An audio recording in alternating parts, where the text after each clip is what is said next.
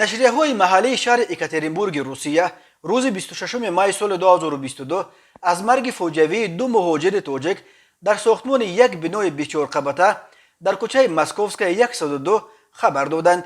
این کوچه در مرکز پایتخت منطقه اورال روسیه جایگیر شده است. نشریه پاویسکا دنیا خبر داد که بنا به معلومات اولیه دو شهروند تاجیکستان که در قبط 32 در داخل گهواره مشغول انجام کارهای ساختمانی بودند، ناگهان از بلندی قریب 1000 متر به زمین افتادند.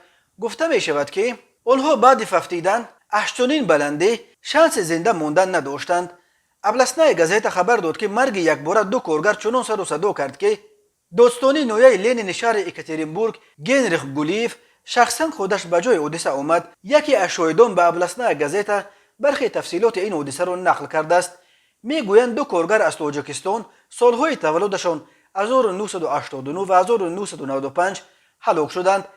بعد این حادثه تمام کارگران را یا از کار جواب دادند یا به واگن‌هایش فرستادند تا جایی که میدانیم حالا در آنجا تفتیش سندهای کارگران جریان دارد. کنسولگری تاجیکستان در اکاترینبورگ تا حال خبرهای درباره هلاکت دو مهاجر تاجیک در مرکز این شهر را شرح نداده است. ریاست تفتیشاتی ولایت سوردلوفسک خبر داد که در رابطه با این حادثه بر اساس قسم 3 ماده 216 کودکس جنایتی روسیه با اتهام ویران کردن قاعده‌های بی‌خطری هنگام انجام کارهای ساختمانی که از بی‌احتیاطی سبب مرگ 2 نفر شده است پرونده جنایتی گشودند و حالا جمع‌آوری مواد و دلایل‌ها از جمله پیرامون اینکه آیا شرکت مسئول این ساختمان تا کجا قاعده‌های بی‌خطری را رعایت می‌کرد ادامه دارد.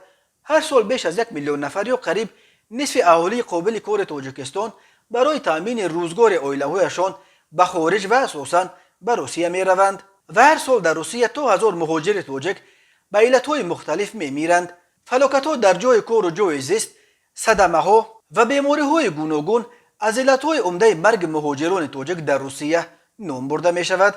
اکثر مهاجران تاجیکی که در غرب می میرند در عین جوانی جوانمرگ می شوند.